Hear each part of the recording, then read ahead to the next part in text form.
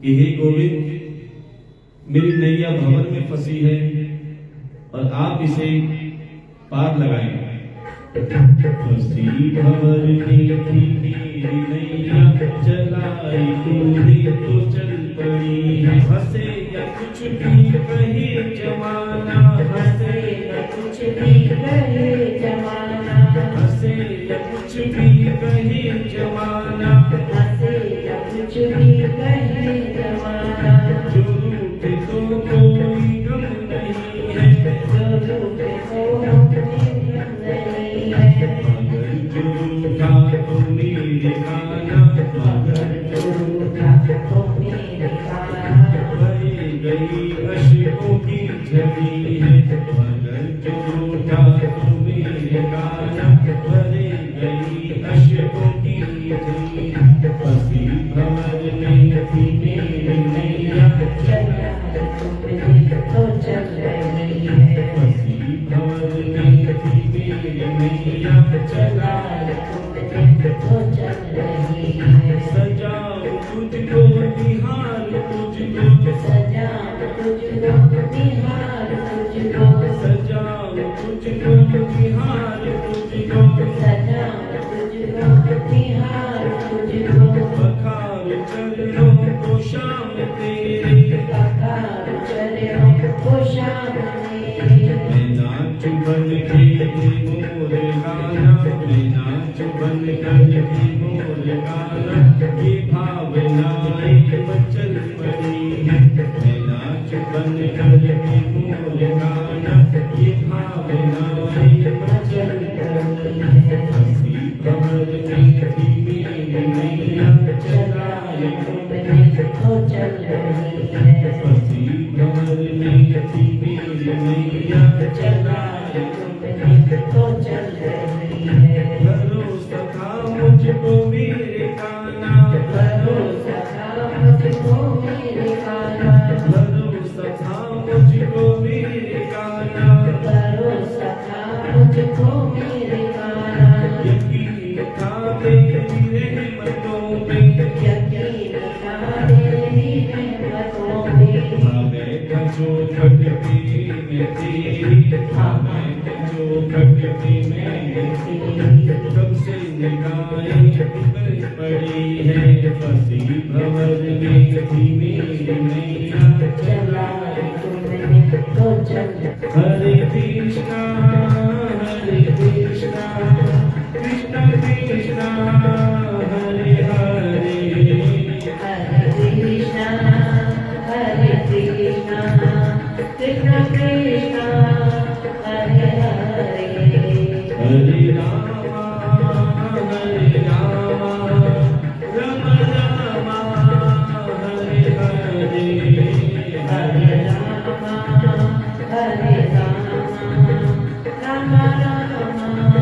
हरे हरे। राम रामा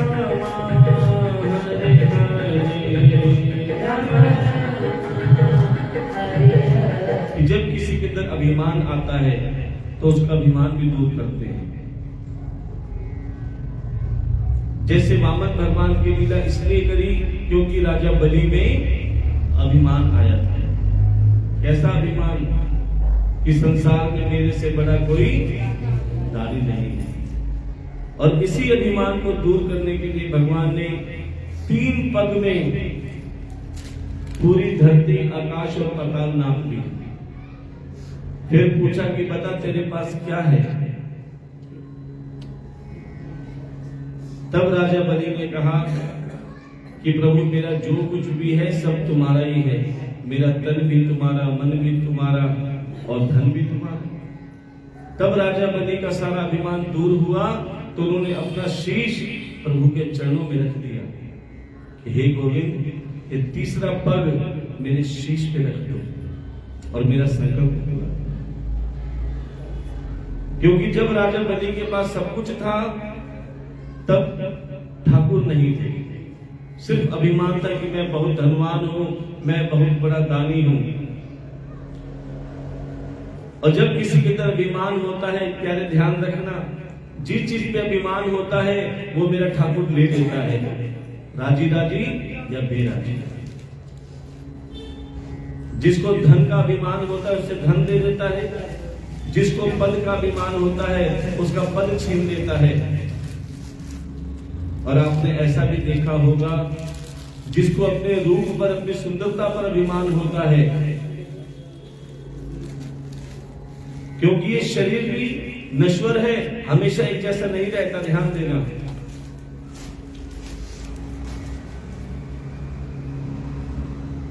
कि 18 साल, 20 साल, 22 साल में जो शरीर होता है, जिसे यौवन अवस्था कहते हैं, जिस पर इंसान अपनी यौवनता पर अभिमान करता है कि मेरे से बड़ा कोई सुंदर नहीं, मेरे से बड़ा कोई बलशाली नहीं। लेकिन सत्य बताना, क्या ये यौवन हमेशा रहता है? जवानी हमेशा रहती है? प्यारे धीरे धीरे धीरे प्यारे बुढ़ापे की ओर जाते हैं, और जो चेहरे पर सुंदरता होती है प्यारे, वो धीरे धीरे झुर्रियों में आ जाती है। जो सीना तान के इंसान चलता था, बुढ़ापे में प्यारे हाथ में छड़ी आ जाती है, लाठी आ जाती है। फिर किस चीज का अभिमान करें? इस तन का, जो कभी भी धोखा दे सकता है। ध्यान देना, ये शरीर भी तुम्हारा नहीं है। जो बचपन में, जवानी में नजरें तेज हुआ करती थी, धीरे धीरे आंखें भी धोखा देना चालू कर देती हैं, साथ छोड़ना चालू कर देती हैं, दिखना बंद होना चालू हो जाता है। जिन पैरों पर तुम अभिमान करते हो कि हम कितने किलोमीटर चलते थे, अब बताओ कितने किलोमीटर चलते हो? अब सीढ़ियां चढ़ी भी नहीं जाती। क्यों? पैर भी जवाब देने लग गए, ये भी धोखा देने लगे। ऐसे ये सांसें प्यारे, जिन सांसों पर आदमी अभिमान करता है कि मैं तो बहुत जीऊंगा, बहुत जीऊंगा, पल में सांसों का भी भरोसा नहीं है। जरा सी सांस फूलती तो इंसान सोचता है अब गया तो अब गया। इसीलिए प्यारे, इस तन का भी कोई भरोसा नहीं, इस धन का भी कोई भरोसा नहीं। ऐसा धन किस काम का प्यारे, जो तुम्हारे शरीर का बोझ नहीं संभाल सकता। अभी कुछ समय पहले रतन टाटा जी की भी मृत्यु हुई थी, जो टाटा कंपनी के अरबपति थे। अगर धन काम आता तो उसे बचा लेता, क्योंकि प्यारे धन भी साथ छोड़ देता है अंत समय में। फिर किसका अभिमान करें? सिर्फ एक का अभिमान करो कि कन्हैया केवल हमारा है, वो हमेशा हमारा साथ रहेगा, साथ छोड़ेगा नहीं। बाकी सब नश्वर है, इसलिए किसी भी चीज से उम्मीद मत रखो। कोई साथ नहीं जाएगी सिवाय तुम्हारा सत्कर्म, सेवा और परमात्मा का नाम साथ जाएगा। यही तुम्हारी धन दौलत है सच्ची। बाकी तो सब उमा कहूं मैं अनुभव अपना, सत हरि नाम जगत सपना। ये सब छलावा है जो तुम देख रहे हो। जो इस छलावे के चक्कर में पड़ जाता है प्यारे, कहीं का नहीं रहता है। लेकिन प्यारे, जो गोविंद के चक्कर में पड़ जाता है, गोविंद का बन जाता है, उसे जीने की राह मिल जाती है। जो कथा को अपना मान लेता है प्यारे, जो कथा को अपना मानता है, भगवान उसे अपना मान लेते कि हाँ, ये मेरे लिए आया है। अब तक तो तुम संसार के लिए जाते थे, लेकिन जो कथा में, सेवा में, सत्संग में आता है प्यारे, वो परमात्मा के लिए आता है। तो ये गोवर्धन की लीला क्यों रची गई? क्योंकि एक अभिमान इंद्र को भी आ गया था। वो अपने आप को भगवान मानने लगे इंद्र, कि मैं अगर ब्रिज में वर्षा ना करूं तो ब्रिज में सूखा पड़ जाएगा, अकाल पड़ जाएगा, लोग भूखे मरेंगे। लेकिन वो इंद्र ये भूल बैठे कि ये कार्य हमें किसने दिया? ये कार्य भी प्यारे परमात्मा ने दिया। आप जो भी कोई कार्य करते हैं, चाहे घरेलू कार्य करें, बिजनेस करें या कोई भी काम करें, ये मत कहना कि मैं करता हूं, ये मेरा ठाकुर आपके द्वारा करवाता है। क्योंकि उसकी मर्जी के बिना तो एक पत्ता भी इधर से उधर नहीं हिलता। अब श्री हरि ने सबको अपना अपना काम सौंप रखा था, अपना अपना डिपार्टमेंट दे रखा था। जैसे लक्ष्मी जी को धन का डिपार्टमेंट दे रखा है, सरस्वती जी को किसका डिपार्टमेंट दे रखा है?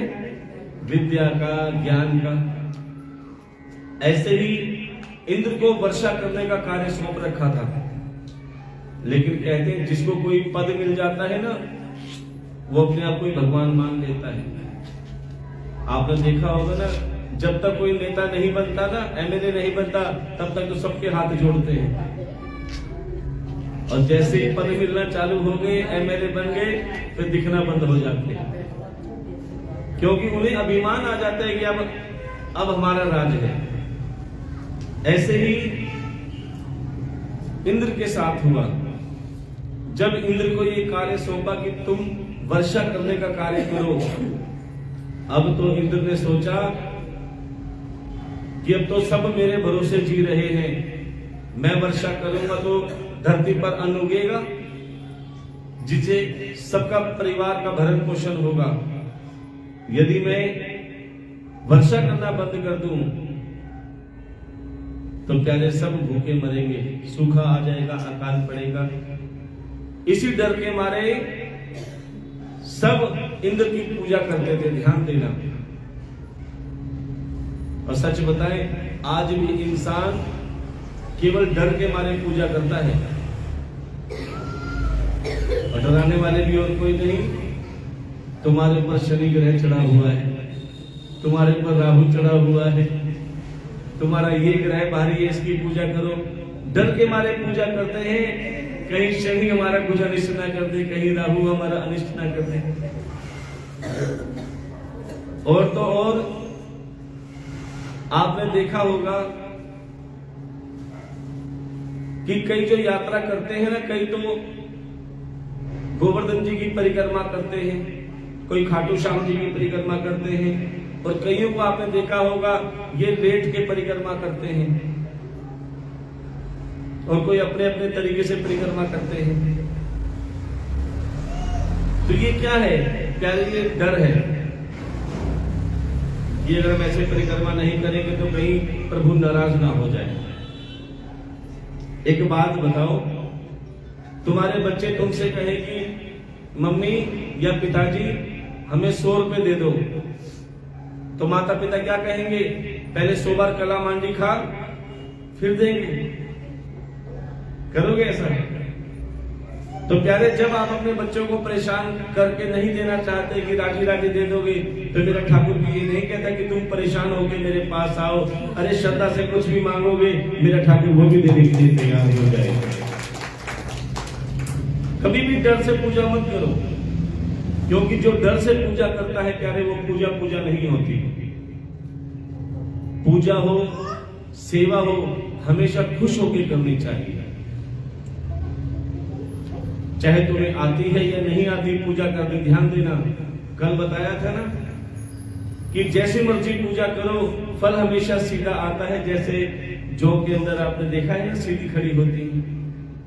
बस आप भाव से ये कहो कि मंत्रहीनम क्रियाहीनम भक्तिहीनम जनार्दनम, कि हमें कुछ नहीं आता, हम इस लायक भी नहीं है कि तेरी पूजा करें, लेकिन जितना भी हम तेरी सेवा करते हैं वो स्वीकार कर लेगा। तो विश्वास मानो, मेरा ठाकुर तुम्हारी हर सेवा को, हर पूजा को, हर भजन को स्वीकार कर लेगा। भगवान उससे प्रसन्न नहीं होते कि तुम सुरों में भजन गाओ, बिल्कुल नहीं, क्योंकि जो सुरों में गाते हैं ना, वो सुरों में ही लगे रहते हैं। वो कहता है तुम भाव से गाओ।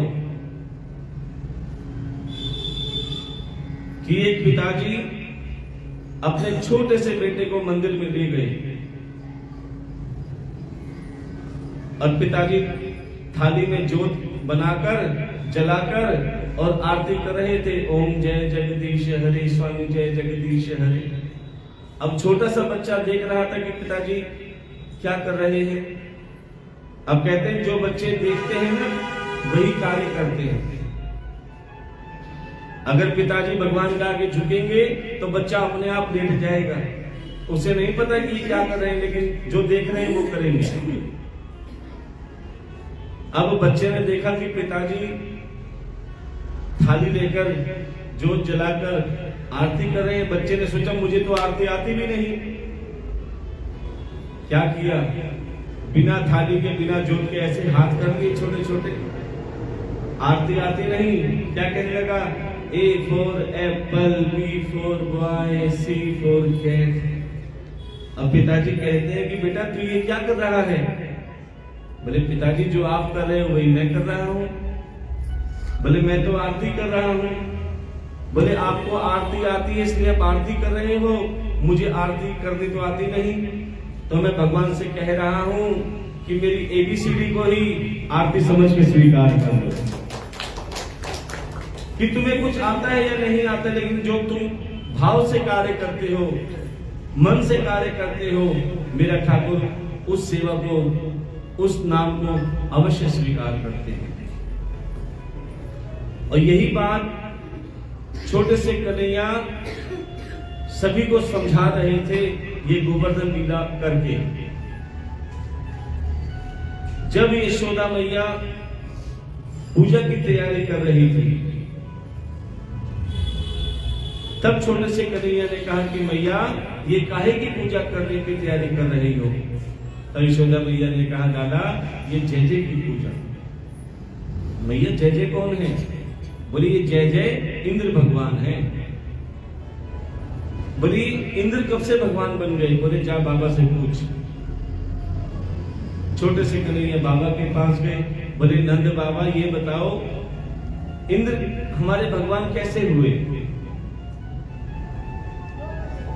बोले बेटा इंद्र भगवान इसलिए हुए कि वो समय समय पर ब्रिज में वर्षा करते हैं, जिससे गोवर्धन पर्वत पर अन्न उगता है। ध्यान देना, जिससे हमारा परिवार चलता है।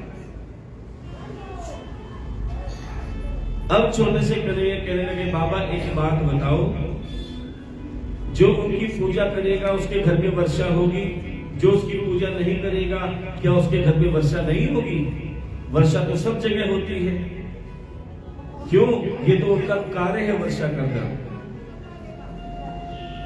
छोटे से लाला की बात नंद बाबा को भावी अच्छी लगी कि बात तो सही कह रहा है। प्यारे इसलिए कहते हैं बच्चों की बात को भी ध्यान से सुना करो। कभी कभी बच्चे वो बातें बोल जाते हैं जो बड़े सोच भी नहीं पाते।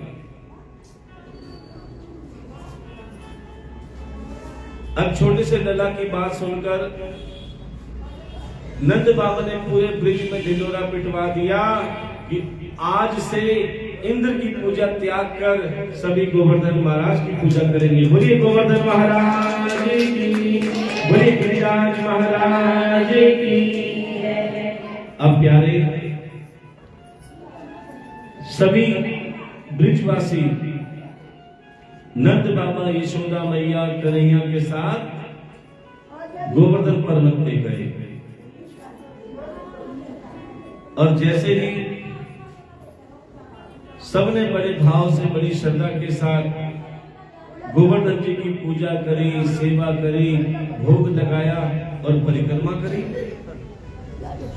देखो आज लग रहा था सभी ब्रिजवासियों को कि आज हमने मन से पूजा की है।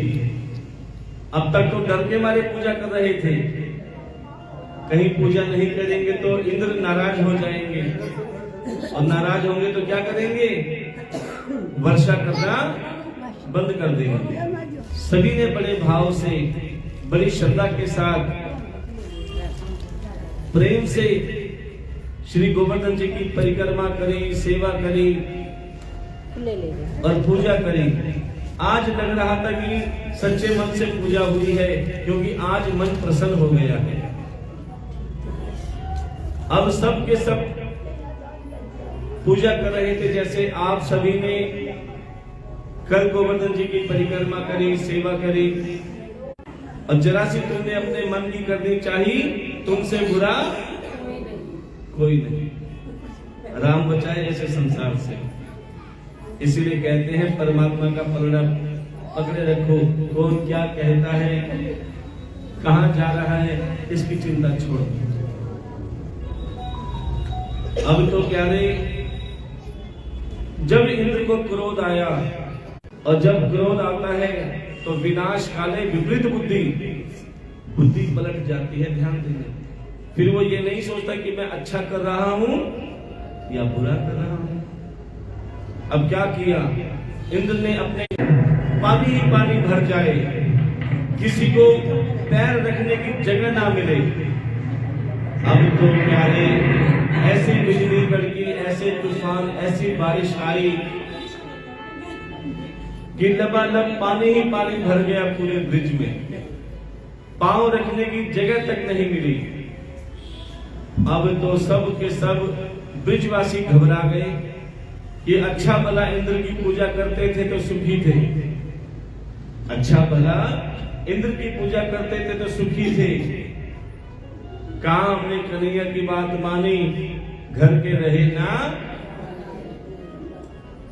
देखो बात तो सत्य है कि जो भगवान की जितनी ज्यादा पूजा करता है, जितनी ज्यादा भक्ति करता है, जितनी ज्यादा सेवा करता है, उतना ज्यादा दुखी रहता है।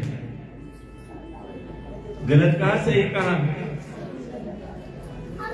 और आपने ये भी देखा होगा कि कोई भगवान की बिल्कुल सेवा नहीं करता, बिल्कुल भक्ति नहीं करता, कोई पूजा पाठ नहीं करता, फिर भी उसकी बल्ले बल्ले हो रही है।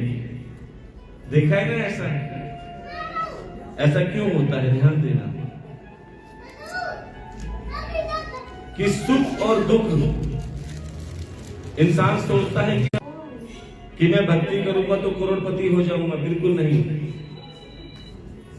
तो भक्ति किस लिए की जाती है? ध्यान देना। और क्या मिलता है सेवा करने से, भक्ति करने से? और ये दुख और सुख क्यों आते हैं? कौन देता है तुम्हें सुख और दुख? जब भक्ति से कोई लेना देना ही नहीं है कि प्यारे ये सुख और दुख और कोई नहीं, तुम्हारे ही कर्मों का फल है। जैसा तुम कर्म करते हो वैसा ही तुम्हें फल मिलता है। लेकिन इंसान कैसा है? जब तक सुख रहता है तो कहते हैं हमने किया, और दुख आता है तो सारा ठेकरा भगवान को छोड़ देते हो। हे प्रभु, ये तुमने मेरे साथ किया। और तो और भगवान को बदलने में भी देर नहीं लगाते। जब तक ठाकुर जी सुनते हैं तो ठाकुर जी बढ़िया है, और ठाकुर जी ने नहीं सुना, फट दे के हनुमान जी की मूर्ति ले आएंगे। भगवान बदलने में भी देर नहीं लगाते। ध्यान देना। क्यों? क्योंकि आज के इंसान का विश्वास अधूरा है कि दो व्यक्ति, एक ठाकुर जी की पूजा किया करता था और एक माता रानी की मूर्ति की पूजा किया करता था। बड़े ध्यान से सुनना। एक ठाकुर जी की मूर्ति की पूजा किया करता था और एक माता रानी की मूर्ति की पूजा किया करता था। जो माता रानी की मूर्ति की पूजा किया करता था उसकी दिन दुगनी रात चौगुनी तरक्की हो रही थी, और जो ठाकुर जी की मूर्ति की पूजा किया करता था प्यारे, वो और गरीब होता जा रहा था। इन पर दुख आते हैं ना, ये भगवान तुम्हारी परीक्षा लेते हैं। कई लोग कहते हैं ना, महाराज क्या करें, इतना दुख है, लेकिन भगवान चुपचाप देखते रहते हैं, कुछ करते नहीं हैं। तो प्यारे, आप कभी स्कूल गए हो तो आपको जरूर पता होगा, जो स्कूल जाता है ना उसी की परीक्षा होती है। और परीक्षा में टीचर क्या करते हैं? चुपचाप देखते रहते हैं कि तुमने परीक्षा में क्या किया है। तो ये दुख भी तुम्हारी परीक्षा होते हैं, और भगवान चुपचाप देखते हैं कि देखे तो सही कि तुम परीक्षा में पास होते हो या फेल होते हो। और पास कौन होता है और फेल कौन होता है? प्यारे, जो दुख में भी अडिग रहता है, जिद्दी बन के रहता है कि प्रभु तुम हमें कितना ही दुख दो, लेकिन हम तुम्हारा नाम लेना नहीं छोड़ेंगे, जैसे भक्त प्रहलाद ने किया। कितने ही दुख मिले, कभी पहाड़ों से नीचे फेंका गया, कभी उबलते हुए तेल के कढ़ाई में डाला गया, प्रहलाद घबराए नहीं, भगवान का नाम लेना छोड़ा नहीं। तो भगवान ने भी कहा, जो ठाकुर जी की पूजा कर रहा था लेकिन दुखी हो रहा था, उसका विश्वास डगमगा गया, उसका विश्वास टूट गया। उसने देखा, ओहो, मेरा मित्र तो माता रानी की मूर्ति लेकर आया है, उसकी दिन दूनी रात चौगनी तरक्की हो रही है। उस व्यक्ति ने क्या किया, अपने लड्डू गोपाल की मूर्ति उठाई कि तुम मेरा काम तो करते नहीं हो, फट दे के उठा के अलमारी में बंद कर दी। और वो भी बाजार से माता रानी की मूर्ति ले आया, क्योंकि आज रीस हो रही है ना, पड़ोसन वो लड्डू गोपाल लाइए तो मैं भी लेके आऊंगी, वो 6 नंबर का लाइए तो मैं 8 का लाऊंगी, वो 8 का लाइए तो मैं 10 का लेके आऊंगी, इससे कम थोड़ा हूं। हुआ जो माता रानी की धूप बत्ती से पूजा कर रहा था, आरती कर रहा था, उसका धुआं अलमारी की तरफ जा रहा था, उसका धुआं अलमारी की तरफ जा रहा था। क्यों जा रहा था? क्योंकि ठाकुर जी की मूर्ति थी वहां पे। अब ये देखकर उस व्यक्ति को गुस्सा आने लगा। एक तो ठाकुर जी मेरा कार्य नहीं करते, मेरी मनोकामना पूरी नहीं करते, और दूसरा मैं माता रानी की पूजा कर रहा हूं, इसकी खुशबू भी ले रहे हैं। अभी बताता हूं कैसे लेंगे। जैसे ही खिड़की खोली, अलमारी की दरवाजा खोला, क्या देखा?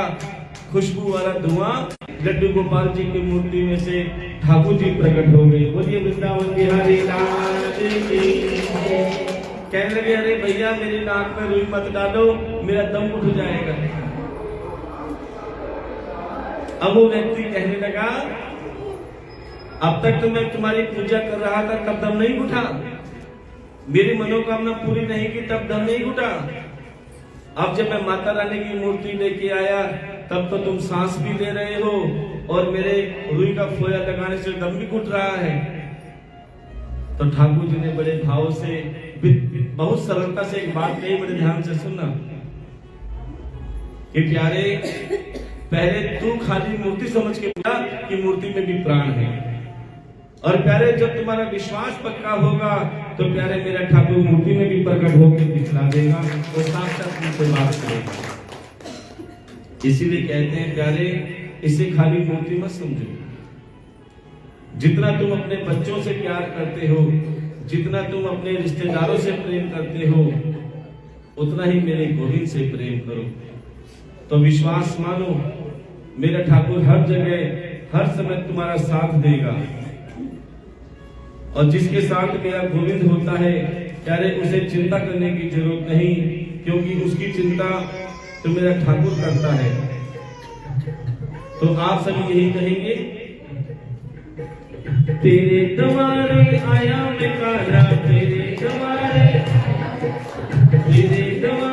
आया मैं कान्हा, तेरे द्वारे आया मैं कान्हा, लाज रखना मेरी लाज रखना, मेरी लाज रखना, मेरी लाज रखना, मेरी लाज। जरा दोनों आप कम सुनेंगे। तेरे द्वारे आया मैं कान्हा, तेरे द्वारे आया मैं सभी बोलेंगे, तेरे द्वारे आया मैं श्यामा, तेरे द्वारे आया मैं श्यामा, लाज रखना मेरी लाज रखना, मेरी लाज रखना। मेरी लाज रखना, मेरी लाज रखना। तू है दाता और मैं भिखारी, तू है दाता मैं भिखारी, हाँ तू है दाता और मैं भिखारी। तू है दाता मैं भिखारी। कैसे देखी अपनी यार की, ऐसे देखी अपनी यारी,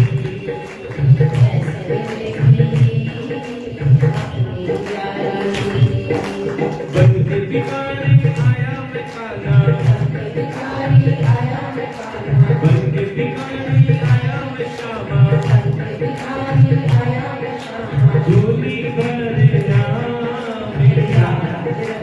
सभी बोलेंगे, मेरी लाज रखना, मेरी लाज रखना, मेरी लाज रखना।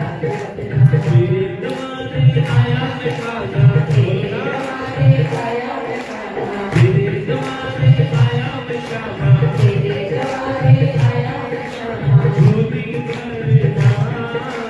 लाज रखना,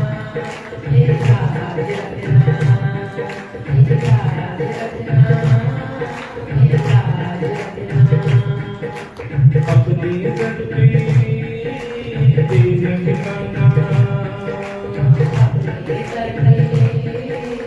तेरा ठिकाना हाँ अपने दर पे तेरा ठिकाना अपने दर पे तेरा ठिकाना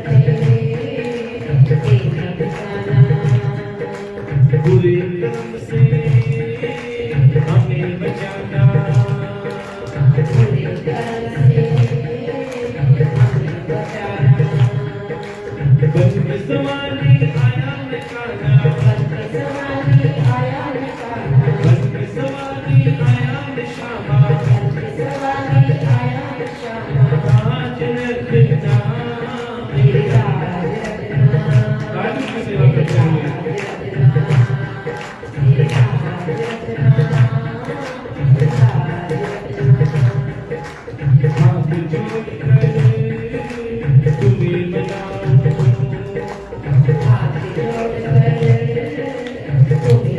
तुम्हें मनाऊं मैं हाथ जोड़ कर तुम्हें मनाओ हाथ जोड़ कर तुम्हें मनाऊं मैं आँख के आंसू नींद चढ़ाऊं मैं आँख के आंसू गिरते चढ़ाऊं बनवारी इसे मोती समझ कर बनवारी इसे मोती समझ कर बनवारी इसे मोती समझ कर बनवारी इसे मोती समझ कर स्वीकार कर लेना मेरी लाज रखना मेरी राज रखना मेरी राज रखना जरा हाथ आगे बढ़े तेरे जवाने आया निकाला तेरे गवाने आया निकाला तेरे जवाने आया निशामा तेरे गवाने आया निशाना झोली भरना मेरी लाज रखना मेरी लाज रखना कि प्रभु से कहो कि प्रभु हमें हर चीज देना लेकिन मन में अभिमान बिल्कुल मत देना क्योंकि अगर अभिमान आया तो प्यारे फिर तुम किसी काम के नहीं हो चाहे तुम्हारे पास कितनी ही धन दौलत हो कंस के पास भी बहुत धन दौलत थी कहते हैं अभिमान में 3 जने बिल्कुल चले गए कौन धन वैभव और वंश ना मानो तो देख लो रावण कौरव और कंस ये सब तीनों अभिमान में ही गए हैं किसी चीज की कोई कमी नहीं थी इसलिए जितना तुम सरल बनोगे उतना परमात्मा के नजदीक रहोगे अब प्यारे जब ब्रिजवासियों ने देखा कि पूरे ब्रिज में लबालब पानी ही पानी भर गया अब तो सब के सब सोचने लगे कि जिसका कहा हमने माना है जिसकी वजह से ये कार्य हुआ है इसी संकट से मेरा कन्हैया हमें बचाए सारे के सारे ब्रिजवासी नंद बाबा के यहाँ गए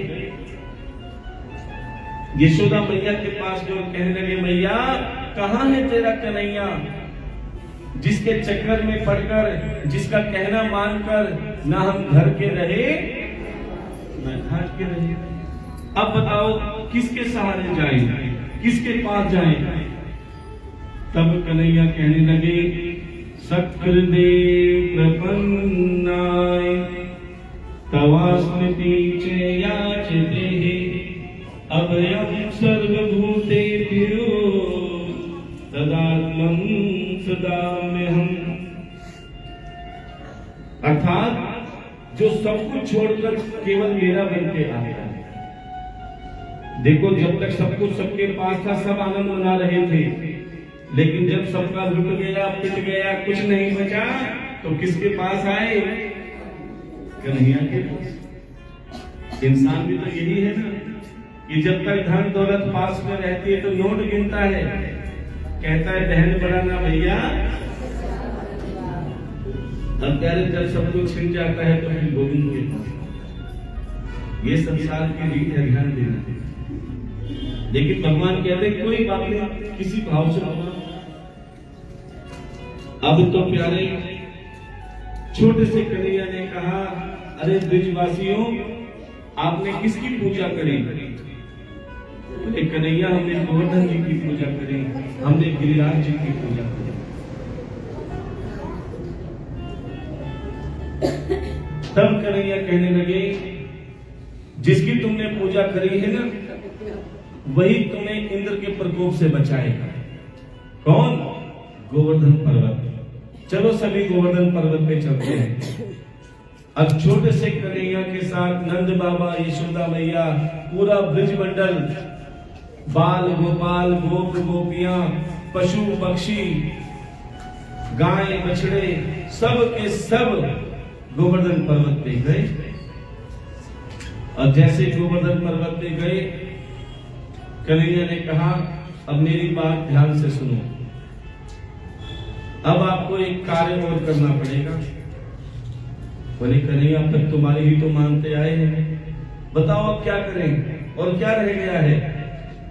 बोले एक काम करो, अपनी अपनी लाठियों से इस गोवर्धन पर्वत को उठाने की कोशिश करो। इतना सुनते ही प्यारे पूरे ब्रिजवासी क्रोध में आ गए कि कन्हैया और कुछ रह गया है मजाक करने के अलावा? एक तो देख रहे हो हमारे पास ना रहने के लिए छत है, न सोने के लिए जमीन है, हर जगह लबालब पानी ही पानी भरा गया है, और तुम कहते हो इतने विशाल गोवर्धन पर्वत को हम अपनी लाठी से उठाएं? क्या ऐसा संभव है? क्या ऐसा हो सकता है? कन्हैया ने कहा हाँ ऐसा हो सकता है। अकेला कोई पहाड़ नहीं उठा सकता, लेकिन जिस कार्य में सबका सहयोग होता है ना, बड़े से बड़ा पहाड़ भी उठ जाता है। ध्यान दें, भगवान समझा रहे हैं एकता में बहुत बल है। और ये भागवत कथा भी किसी गोवर्धन पर्वत से कम नहीं है, ध्यान देना,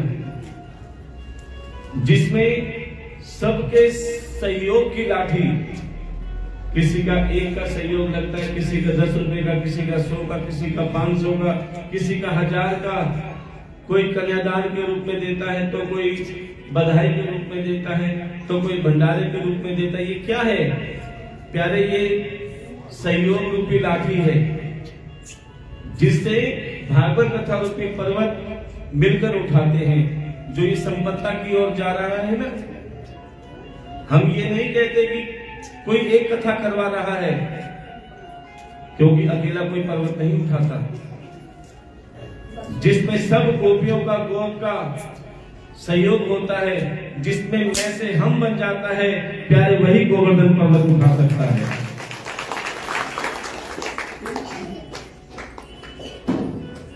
बड़े फिर भी कन्हैया हमें अपने ऊपर विश्वास नहीं है कि हम इतना बड़ा पर्वत उठा पाएंगे।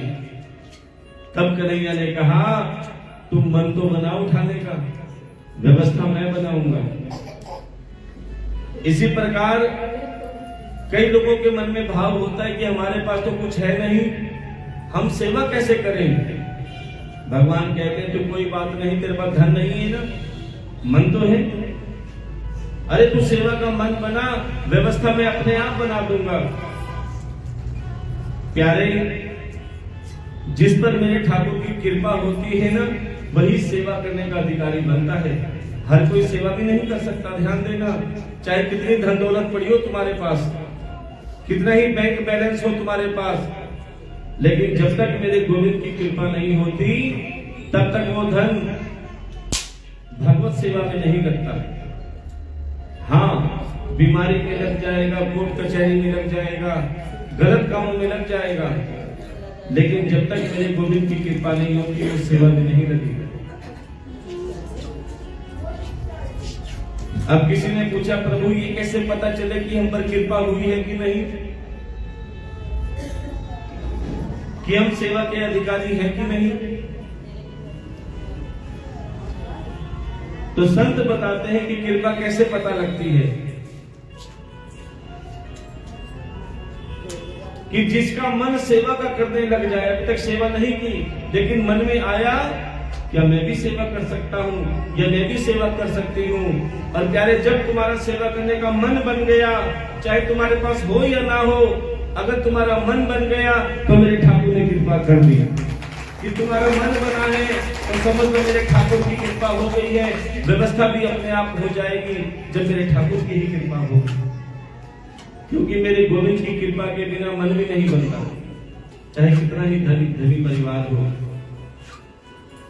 कईयों के पास सब कुछ होता है लेकिन फिर भी मन नहीं होता, वो तो केवल तमाशा देखने के लिए आते हैं कि देखते हैं कथा कैसी हो रही है, कैसा प्रसाद बट रहा है, वो सिर्फ तमाशा देखने के लिए आते हैं। लेकिन जो मेरे ठाकुर के सच्चे भक्त होते हैं ना, वो ना तो तमाशा देखने के लिए आते, ना तमाशा बनाने के लिए आते, प्यारे केवल वो तो मेरे ठाकुर को साथ ले जाने के लिए आते हैं कि हे ठाकुर तुमने हमें इस लायक बनाया कि हमने अपनी कथा में बिठाया। क्योंकि कथा में भी हर कोई नहीं बैठ सकता, ध्यान देना। अभी आए थे ना नेताजी, अभी इससे पहले मैंने यही बात कही थी ना कि जब तक बनते नहीं जब तक तो बड़े बड़े हाथ जोड़ते। इसलिए हम कहते हैं कि प्यारे जिसे जनता चुनती है वो विधानसभा में बैठते हैं, क्योंकि आप चुनोगे तभी ये बैठेंगे। जिसे जनता चुनती है वो विधानसभा में बैठते हैं, और जिसे मेरा ठाकुर चुनता है प्यारे वही भागवत कथा में बैठते हैं। क्योंकि ये सबसे बड़ा सिंहासन है, सबसे बड़ा स्थान है। क्योंकि इनकी कुर्सियां तो बदलती रहेंगी, लेकिन प्यारे अगर यहाँ तक आ गए तो प्यारे सीधा बैकुंठ में स्थान मिलेगा तुम्हें। इससे बड़ा स्थान नहीं होता कि तुम्हारे बैकुंठ के द्वार अपने आप खुलने आरंभ हो जाएंगे। और कथा में बैठकर अपना मन तुमने कथा में लगाया, अपना सामर्थ्य अनुसार धन कन्यादान में या भंडारे में लगाया या किसी भी अच्छे कार्य में लगाया, तो विश्वास मानना तुम्हारा तन मन धन तीनों पवित्र हो जाएंगे। अब जैसे ही सभी ब्रजवासियों ने अपनी अपनी लाठियों से गोवर्धन पर्वत को उठाया, तभी क्या चमत्कार हुआ। वो कोशिश कर रहे थे और उन्हीं ब्रजवासियों के बीच में छोटे से कन्हैया उनके बीच में गए और प्यारे एक उंगली से पूरा गोवर्धन पर्वत उठा लिया। बोलिए गोवर्धन महाराज की, गिरिराज महाराज की। अब सबको लग रहा था कि इतना बड़ा गोवर्धन हमने उठाया है। भगवान कहते चिंता मत कर, तुम यही समझो कि मैं कर रहा हूं, लेकिन तुमने मन बनाया तो मैं तुम्हारा हमेशा साथ दूंगा।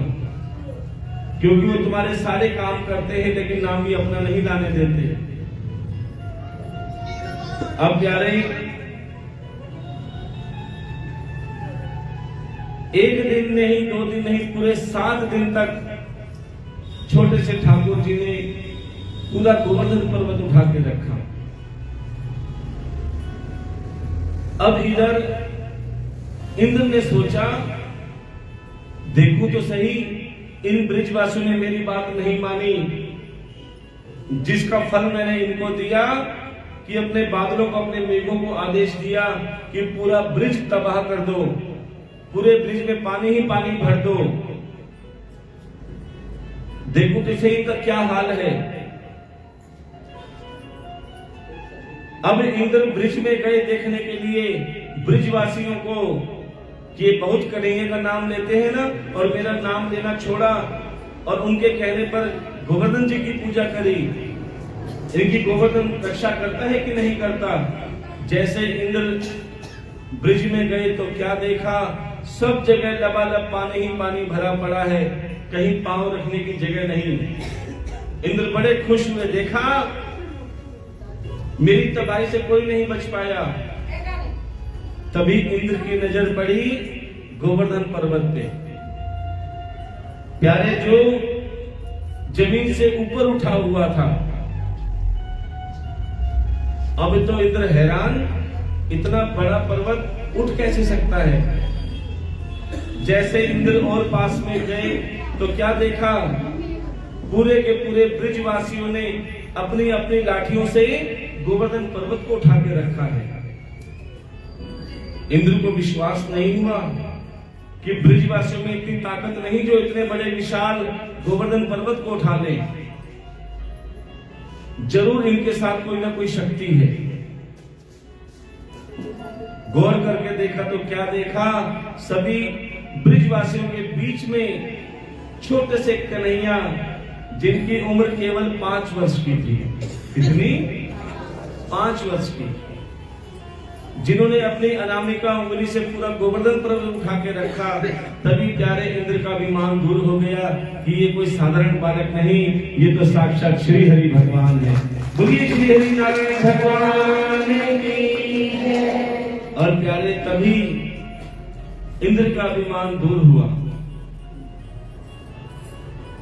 क्षमा मांगने लगे कि हे प्रभु, मैंने आपकी लीलाओं की शंका करी। और प्यारे श्री हरि ने कहा कि जिसको 2 कार्य आते हैं ना, वो सबसे महान होते हैं। कि अगर गलती की है तो क्षमा मांग लो, और अगर सामने वाले गलती की और माफी मांगने आया है तो प्यारे क्षमा कर दो। जिसे क्षमा मांगना और क्षमा करना आ गया प्यारे, वो महान हो जाता है, वो मेरे ठाकुर का परम भक्त बन जाता है। ध्यान देना। तो आपको एक बात और बता देते हैं कि भगवान को 56 भोग क्यों लगाए जाते हैं।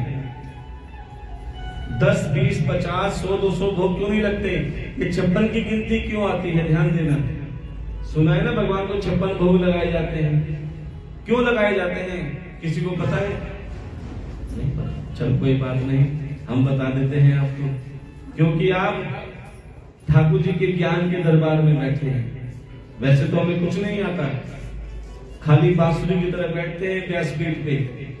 जो ठाकुर जी उस खाली बांसुरी में फूंक भरते हैं, प्यारे वही कथा के द्वारा आपको बताया जाता है।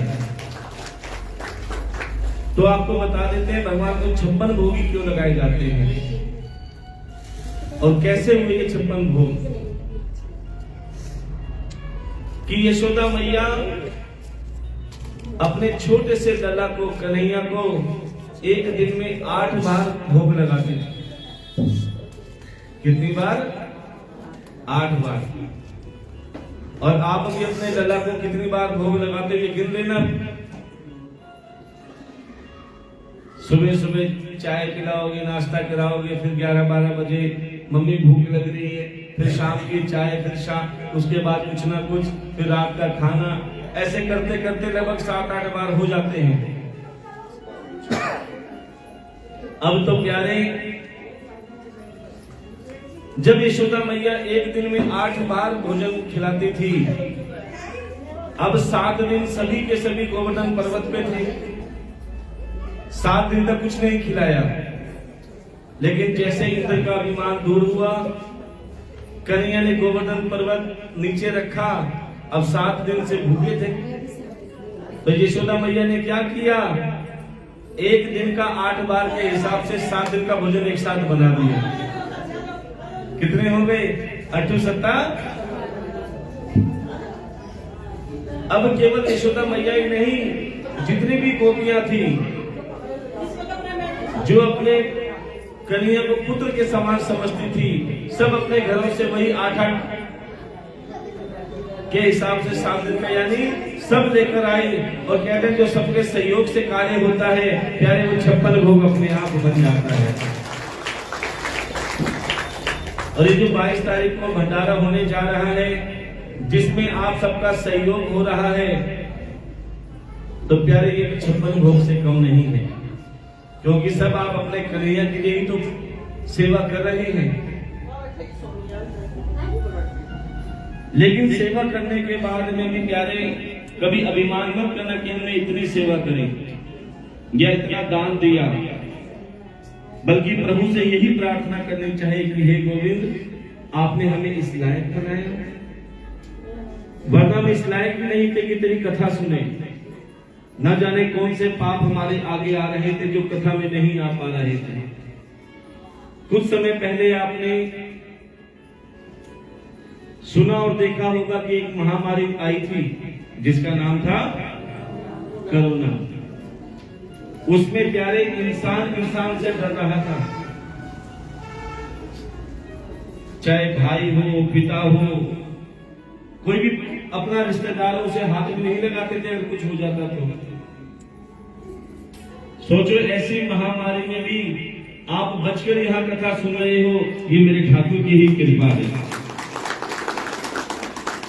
तो उसके लिए जो कार्य करते हैं ठाकुर जी, जो आपने हमें सांसें बचा के दे रखी हैं, क्या पता आपकी कथा सुनने के लिए दे रखी है, क्या पता आपकी सेवा के लिए ही दे रखी है।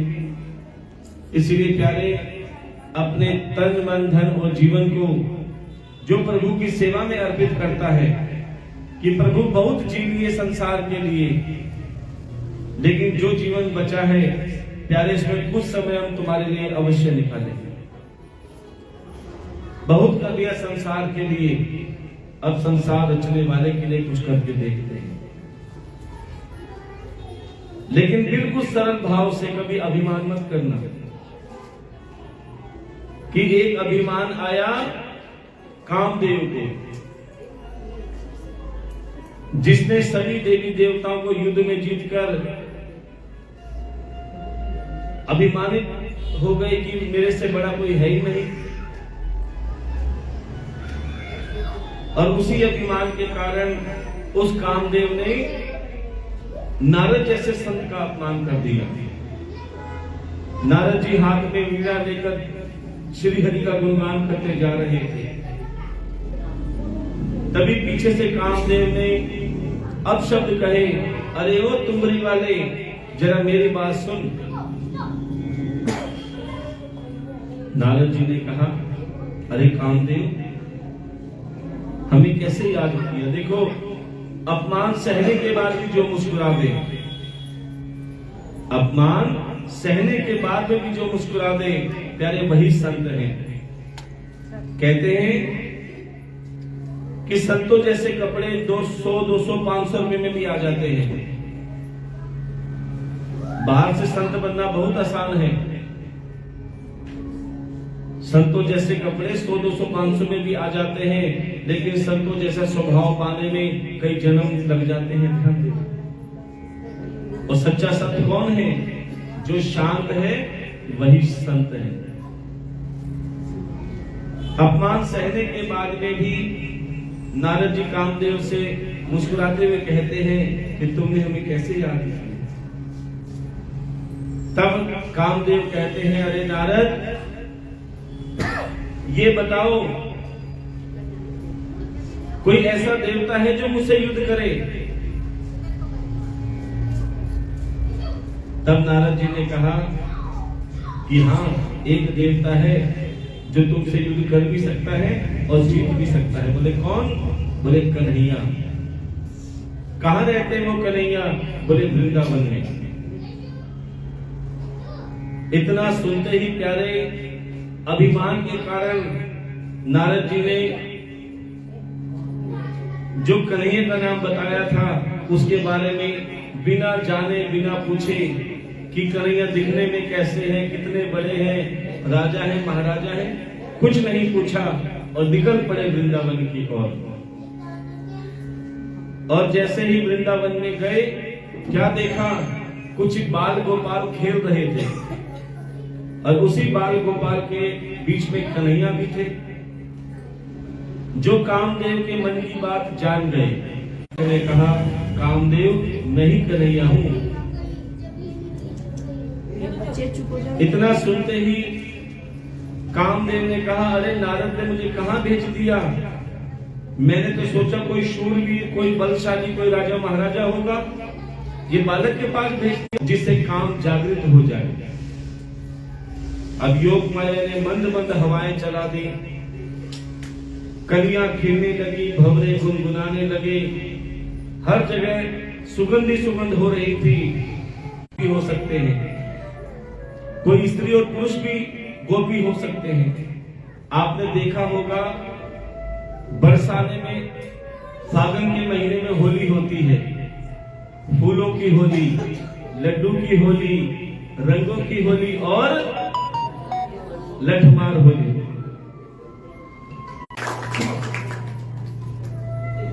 1 अब प्यारे कि सबसे पहले जिस महारास में आप प्रवेश करने जा रहे हैं उस महारास का अर्थ समझ लो कि असल में महारास है क्या। प्यारे महारास एक प्रेम गाथा है। प्यारे ये प्रेम नहीं होता, ये दिखावा है। तो ये महारास एक प्रेम की विरह गाथा है। विरह कहते हैं जिससे तुम बहुत प्रेम करते हो और जब वो तुम्हें छोड़कर चला जाए तो दिल पर क्या बीतती है, ये बताया गया है। तो अपने बाल बच्चों को लेकर माता पिता को छोड़ के चले जाते हैं। उस बूढ़े माता पिता से पूछो कि जिसे इतने प्रेम से पाला पोसा बड़ा किया, आज वो हमें छोड़कर चले गए, उनका दिल पर क्या बीतती है, ये महारास में दिखाया गया है। एक बेटी जिसे बड़ी लाड प्यार से माता पिता पाल पोस के एक पौधे की तरह बड़ा करते हैं कि इससे कोई दिक्कत ना हो, फूलों की तरह से रखते हैं। और प्यारे खासकर पिता बाहर से सख्त होते हुए भी अंदर से बिल्कुल नरम होते हैं बेटी के लिए। एक बार मां को फिर भी डांट देगी, मां तो अपनी बेटी को डांट देगी, लेकिन पिता कहेंगे बेटी को डांट मत।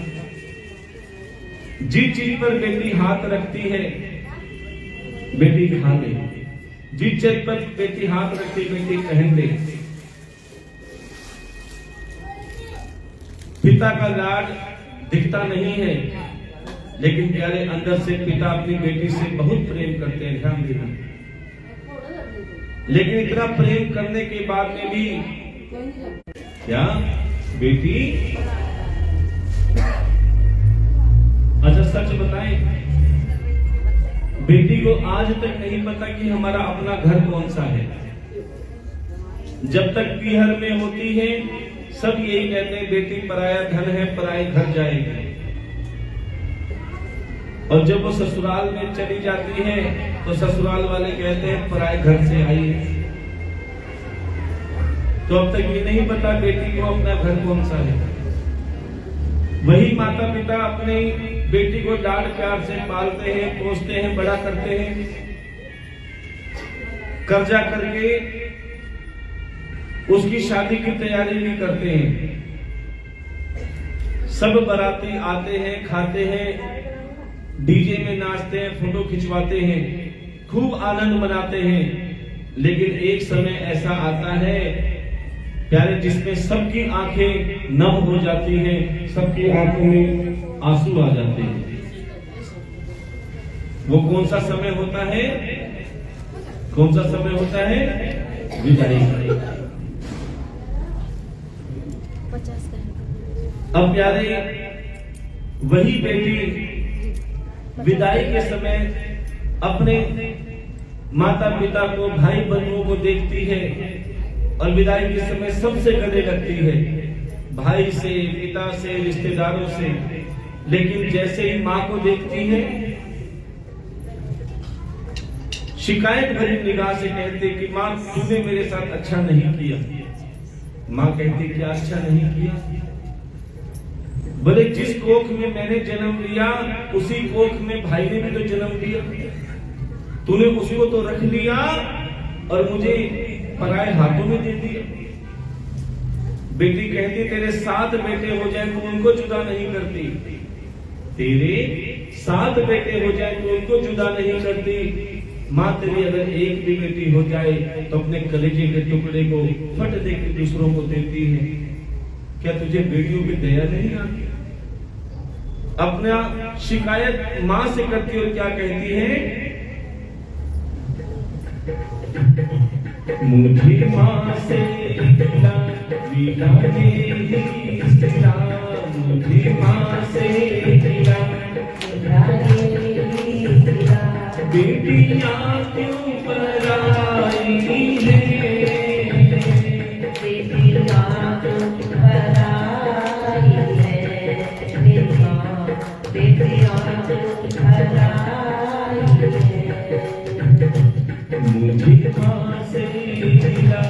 मिला ये सिला मुझे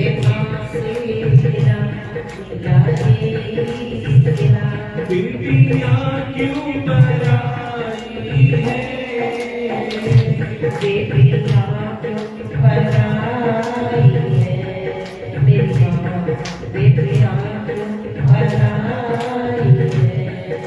और क्या कहती है बेटी माँ, जिस आंगन में मैं पली बड़ी खेली कूदी अब तक तो सब कुछ मेरा था, लेकिन जैसे शादी के बाद पग फेरा करके आती हूँ अचानक अपना होते हुए भी सब पराया सा लगने लग जाता है।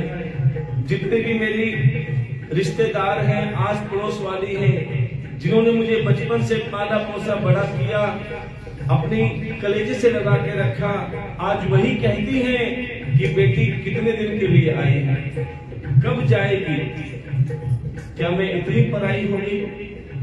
क्या कहती है बेटी, खेली कूदी जिस आंगन में अब तो वो भी पराया सा लागे, अब तो वो भी पराया सा लागे। ऐसा दस्तूर क्यों है माँ, जोर किसका चला इसके आगे, चला इसके आगे। दिल से दुआ खुश रहना सदा, दिल से दुआ खुश रहना सदा। कैसी प्रीत लगाई है, बेटियां तो पराई है, मेरी माँ बेटियां तो पराई। जगह का नहीं है कि बेटी जब तक जी करे आराम कर ले, कुछ काम करे या ना करे उसको लाड प्यार में पालते हैं। क्यों? उन्हें पता है कि जो राज पीहर में होता है, जो राज मायके में होता है, प्यारे जरूरी नहीं कि वो राज ससुराल में भी मिले। करोड़ों रुपए लगने के बाद में भी प्यारे बेटी दुखी भी रह सकती है कि जिसने एक चम्मच उठा के नहीं रखी, प्यारे 10-10, 12-12 जनों का खाना भी बनाना पड़ सकता है। इसलिए माता पिता हमेशा अपनी लाडों को कोई परेशानी नहीं होते। आगे से आगे चाहे पिता के पास कुछ ना हो, बटन वाला फोन चलाता हो, लेकिन अपनी बेटियों को 50-50 हजार के फोन ला के देते हैं कि प्यारे बेटियों को कोई परेशानी ना हो। और वो बेटियां अपने पिता का प्रेम अपने मुख से बयान नहीं कर पाती, और क्या कहती हैं, मांगा मैंने जो भी बाबुल से, दिया हंस के मुझे बाबुल ने, दिया हंस के मुझे बाबुल ने। प्यार इतना किया है मुझको, क्या बयां मैं करूं अपने मुख से, क्या बयां मैं करूं अपने मुख से। बेटी दिल से दुआ खुश रहना सदा, बेटी दिल से दुआ खुश रहना सदा। ऐसी प्रीत निभाई है, बेटियां तो पराई है, मेरी माँ बेटियां तो पराई है। और प्यारे अब वो सबको देख रही है कि भाई भी नजरें चुराता हुआ अपने काम कर रहा है, पिता भी नजरें चुराते हुए अपने काम कर रहे हैं, बेटी के आगे कोई नहीं आ रहा, क्योंकि उनको लगता है कि बेटी के सामने आते ही पत्थर दिल भी पिघल जाएगा। बेटी खुद उनके पास जाती है और एक एक को समझाती है। सबसे पहले भाई से पूछती है कि भाई मुझसे क्यों नजरें चुरा रहा है, हमारा प्रेम इतना ही था, हमारा रिश्ता इतना ही था, क्या भूल गया हमारा बचपन की लड़ाई झगड़ा, कि कोई मुझे इतना भी कह देता था तो मुझसे नीचे मर जाता था, कन्हैया मन में मेरी लाज बचाता था। आज क्यों कुछ पा रहा है? क्या कहती है वो बहन अपने भाई से? बड़े ध्यान से सुनना। मैं गुड़िया रानी तेरे आंगन की, मैं गुड़िया रानी तेरे आंगन की, जाऊंगी बैठ के डोली, जाऊंगी बैठ के डोली साजन की, मैं गुड़िया रानी तेरे आंगन की, मैं गुड़िया तेरे आंगन की। और वही गुड़िया वही लाडो अपने भाई के पास जाके कहती है, मैं तेरी द्रौपदी तू मेरा कन्हैया, मैं तेरी द्रौपदी तू मेरा कन्हैया, मैं तेरी द्रौपदी तू मेरा कन्हैया, मैं तेरी द्रौपदी तू मेरा कन्हैया, कहना कबूल मत जाना मेरे भैया, मैं तेरी द्रौपदी तू मेरा कन्हैया, कहना कबूल मत जाना मेरे भैया, याद न भुलाना रक्षा बंधन की, याद न भुलाना रक्षा बंधन की, मैं गुड़िया रानी तेरे आंगन की, मैं गुड़िया रानी तेरे आंगन की। अब वही बेटी अपनी माँ के पास जाती है, चौखट पे माँ आंसुओं से रो रही है, और वो बेटी अपनी माँ को समझाती कि माँ तू ही कहती थी कि बेटी पराया घर है, पराया घर है, आज जब बेटी पराया घर जा रही तो क्यों रो रही है? ये तो दुनिया की रीत है। क्या कहती है बेटी अपनी माँ से? ए मेरी माँ तू क्यों रोती है, ए मेरी माँ तू क्यों रोती है, बेटी पराया धन होती है, ए मेरी माँ तू क्यों रोती है, बेटी पराया धन होती है, राजा की हो चाहे निर्धन की, राजा की हो चाहे निर्धन की, मैं गुड़िया रानी तेरे आंगन की, मैं गुड़िया रानी तेरे आंगन की। अब बेटी को पता लग गया कि सच में बेटियां पराया धन है।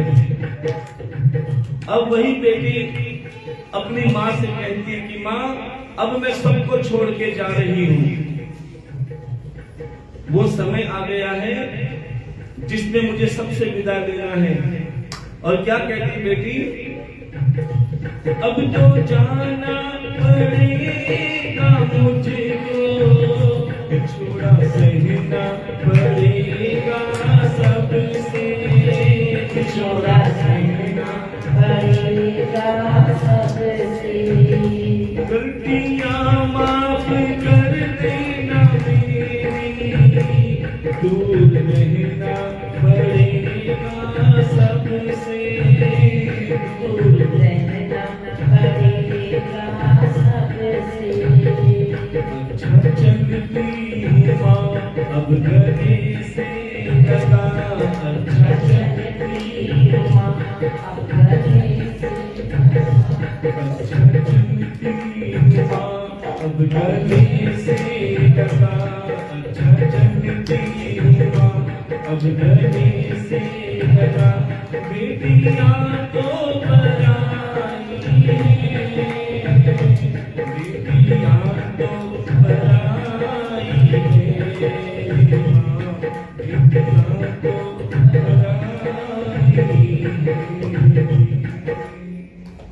और प्यारे कि ये विरह जिस बेटी से तुम बहुत प्रेम करते हो आज वो सभी को छोड़कर जा रही है, ये तब पता चलता है जब बेटी विदा हो जाती है।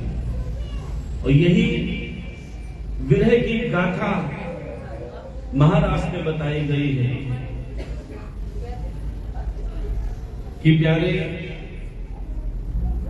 कि कन्हैया ने गोपियों को वरदान दिया था कि मैं शरद पूर्णिमा की रात्रि को तुम्हारे साथ रास अवश्य रचूंगा। और प्यारे उसी महाराज की मंगल कामना के लिए गोपियों ने कात्यायनी का व्रत किया और यमुना में स्नान करने के लिए गई। और जैसे यमुना में स्नान कर रही थी, देखो एक बात बताते हैं आपको कि अगर भागवत कथा में दो आंसू भी गिर जाते हैं ना मेरे गोविंद के लिए, संसार में आंसू बहाओगे कोई कदर नहीं करेगा, लेकिन ठाकुर के आगे दो आंसू बहा दिए तो पहले समझ लेना मेरे ठाकुर ने तुम्हारी मंगल की सुन। क्योंकि अपने दुख संसार को बताओगे संसार कैसा है, तुम्हारे दुख तो सुनेगा लेकिन जग हंसाई करने में देर नहीं लगाएगा। क्या सोचते हो ये संसार तुम्हारे दुखों पे मरहम लगाएगा, तुम्हारे जख्मों में मरहम लगाएगा? प्यारे वो तो नमक लिए बैठा है तुम्हारे जख्मों को और हरा करने के लिए। लेकिन एक मेरा गोविंद ही है, वो कहता है तू मेरे पास आ तो सही, तुझे बोलने की भी जरूरत नहीं पड़ेगी, दो घड़ी मेरे ठाकुर के सामने बैठ जाओ, बिन बोले अपने मन की बात कह के दो आंसू भी गिरा दोगे तो प्यारे मेरा ठाकुर तुम्हारे बिन बोले अंदर की सब समझ जाएगा और तुम्हारे हर काम करने को तैयार हो जाएगा कि तू चिंता मत कर, मैं तेरे साथ। अब प्यारे गोपियां कन्हैया से मंगल कामना के लिए महारास रचने के लिए कात्यायनी का व्रत किया और यमुना में स्नान करने गई। तभी क्या देखा, स्नान करते करते एक गोपी की नजर वस्त्रों पे पड़ी, वस्त्र तो थे ही नहीं।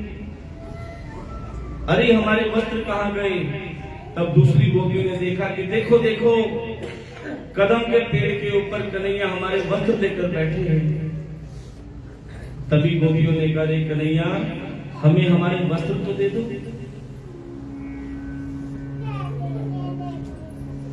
कन्हैया ने कहा तुम्हें वस्त्र चाहिए, एक एक करके बाहर आओ और वस्त्र ले लो।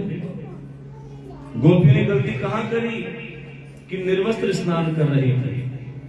कन्हैया ने कहा एक एक करके बाहर आओ और वस्त्र ले लो। अब तो गोपियां सोचने लगी कि हम बाहर कैसे आए। तब गोपी ने सोचा कि हम किससे शर्मा रहे हैं, अरे हम तो आत्मा हैं और बुलाने वाला परमात्मा है। देखो हर इंसान के अंदर आत्मा छुपी हुई है, चाहे वो स्त्री हो चाहे वो पुरुष हो। जब स्त्री की मृत्यु होती है, महिला की मृत्यु होती है, तभी यही कहा जाता है कि इसमें से आत्मा निकल गई। और जब पुरुष की भी मृत्यु होती है तभी यही कहा जाता है कि इसमें से भी आत्मा निकल गई। अर्थात स्त्री और पुरुष दोनों के अंदर आत्मा है, और जब इसमें से आत्मा निकलती तो किससे मिलती है? परमात्मा। अब उन गोपियों ने सोचा कि हम तो आत्मा है और बुलाने वाला परमात्मा है, तो किससे शर्माए? प्यारे वो निर्वस्त्र बाहर आने लगी। तभी कन्हैया ने कहा ठहरो, जो अपनी लोक मर्यादा लाकर केवल मेरा बनकर मेरे लिए आता है मैं उसका बन जाता हूं। तभी कन्हैया ने कहा गोपियों मैं तुम्हें वरदान देता हूं, शरद पूर्णिमा की रात्रि को मैं तुम्हारे साथ रास अवश्य रचूंगा। क्योंकि प्यारे वो गोपियां नहीं थी, वो त्रेता युग की पुण्य आत्माएं थी जिन्होंने ऋषि मुनियों का शरीर धारण करके रखा था। जब त्रेता युग था ना, उस समय श्री राम जी जिनके साथ सभी ऋषि मुनि रहा करते थे, उनका मन करता था कि हम भी श्री राम जी को स्पर्श करें, हम भी श्री राम जी के साथ आलिंगन करें। तब त्रेता युग के ऋषि मुनि श्री राम जी से कहते थे कि हे प्रभु, हम आपके साथ रास रचना चाहते हैं, हम आपके साथ आलिंगन करना चाहते हैं, स्पर्श करना चाहते हैं। तभी श्री राम जी ने कहा, चिंता मत करो, मैं द्वापर में श्री कृष्ण बन के आऊंगा, उस समय तुम सब मेरी गोपियां होंगी और मैं तुम्हें वरदान देता हूं, शरद पूर्णिमा की मैं तुम्हारे साथ में रास रचूंगा। और प्यारे, वो गोपियां नहीं, वो संत बन चुकी थी, क्योंकि जिसे मेरे गोविंद से अनंत प्रेम हो जाता है प्यारे, वो संत बन जाता है। जब मेरे ठाकुर से अनंत प्रेम हो जाता है तो रोम रोम संत बन जाता है। अब वो घड़ी आ गई, शरद पूर्णिमा की रात्रि थी और मेरे ठाकुर आधी रात को गोपियों को बुलाने के लिए मधुर बांसुरी बजा रहे थे और गोपियां अपने कार्य में मस्त थी, व्यस्त थी। कोई अपने पति के लिए आंखों में काजल लगा रही है, कोई अपने पति को भोजन परोस के दे रही है, कोई अपने बच्चों को दुग्ध पान करा रही है। लेकिन जैसे ही मेरे ठाकुर की मुरली की धुन गोपियों के कानों में पड़ी, अपने सुध बुध खो बैठे। अब तक तो अपने पति के लिए आंखों में काजल लगा रही थी, लेकिन जैसे कानों में मेरे ठाकुर की मुरली की धुन सुनाई दी, पूरे मुंह में काजल लगा लिया, पूरा मुंह काला कर लिया। क्यों? अब परमेश्वर के लिए सजग थी। कोई अपने पति को भोजन परोस के दे रही थी, जो कच्ची रोटी चूल्हे में डालती थी, कह रहे वो कच्ची रोटी पतिदेव की थाली में डाल दी। पतिदेव ने कहा, तू पागल हो गई? बोले हाँ, मैं पागल हो गई, दीवानी हो गई, क्योंकि मेरा गोविंद मुझे बुला रहा है। कोई अपने बच्चों को दुग्ध पान करा रही है, उसी अवस्था में छोड़कर ठाकुर की तरफ भागी जा रही है। सबको लग रहा था कि मुरली की धुन केवल मुझे ही सुनाई दे रही है, लेकिन लाखों करोड़ों गोपियों को वो मुरली की धुन सुनाई दे रही थी और सबको लग रहा था कि कन्हैया केवल मुझे ही बुला रहे हैं। लेकिन कई गोपियां ऐसी भी थी जो किसी कारणवश कन्हैया के पास नहीं जा सकी, कारण चाहे कोई भी रहा हो। ऐसी कई गोपियां यहां भी बैठी हैं जो बड़ी बड़ी कथाओं में नहीं जा सकती। कोई उन्हें ले जाने वाला नहीं, कोई ले जाने वाला है तो उसके पास ले जाने का समय नहीं। तो वो गोविंद से क्या कहते हैं कि हे गोविंद, हम मजबूर हैं, हम तुम्हारे पास नहीं आ सकती। लेकिन कन्हैया, तुम तो मजबूर नहीं हो, तुम तो हमारे पास आ सकते हो। ऐसे किसी गोपी के मन के भाव जरूर होंगे जिन्होंने कन्हैया को याद किया और कह रहे उसके मन के भाव जानकर कन्हैया आपके अलीपुर गली की चौपाल में दर्शन देने के लिए आ गए। वृंदावन बिहारी राम। एक बार किसी गोपी का मन हुआ कि मैं भी वृंदावन बाके बिहारी के दर्शन को जाऊं, लेकिन उसके पास जाने तक का किराया भी नहीं था। भाव बहुत था कि मैं बाके बिहारी के दर्शन करूं। कोई जाता था ना, उसका मन करता था कि मैं अपने भाव गोविंद को कैसे समर्पित करूं। तो वो क्या कहती थी, बड़े ध्यान से सुनना। मीठी मीठी ताली की सेवा करेंगे।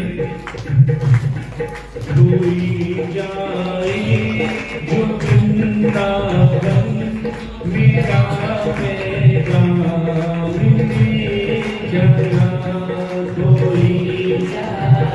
तालियों के साथ सभी बोलेंगे, क्या पता आपका पैगाम पहुंच जाए। दूरी जाए जो वृंदावन मीरा पैगाम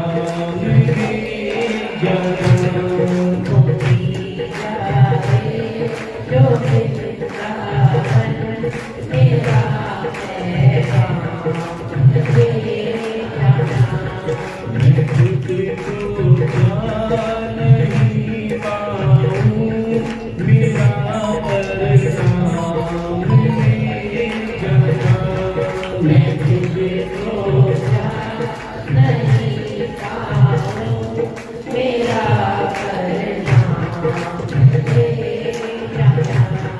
गिरते हैं मुरली गाने से, मुझे तुम कब बुलाओगे।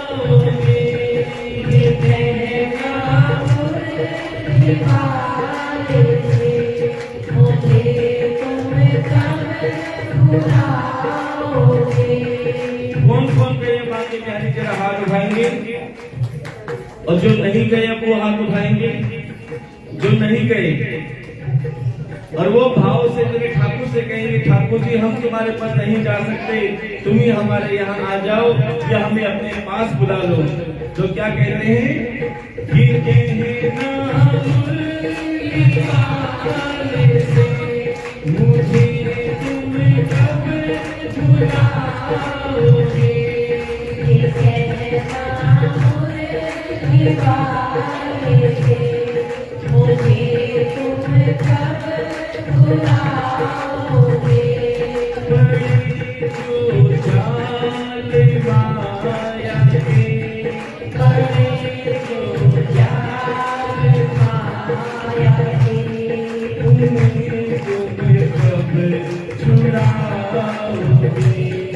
मुझे इस घोर दलदल से मेरे भगवान ले जाना। कोई जाए जो वृंदावन मेरा करना ले जाना। और जाने किसी को अगर संदेशा भेजना हो तो रोने धोने का मत भेजना कि मैं बहुत दुखी हूँ, मैं ऐसी हूँ, मैं वैसी हूँ। अगर कोई जा रहा हो ना, अगर आपने गोविंद को संदेशा भेजना है तो क्या कहना है, बड़े ध्यान से सुनना। जब उनके सामने जाओ तो उनको देखते रहना। जब उनके सामने जाओ तो उनको देखते रहना। मेरा जो हाल पूछो, मेरा जो हाल पूछे तो जुबां से कुछ नहीं कहना। बहा देना तुम एक आंसू, मेरी पहचान ले जाना। कोई जो वृंदावन मेरा पैगाम ले जाना।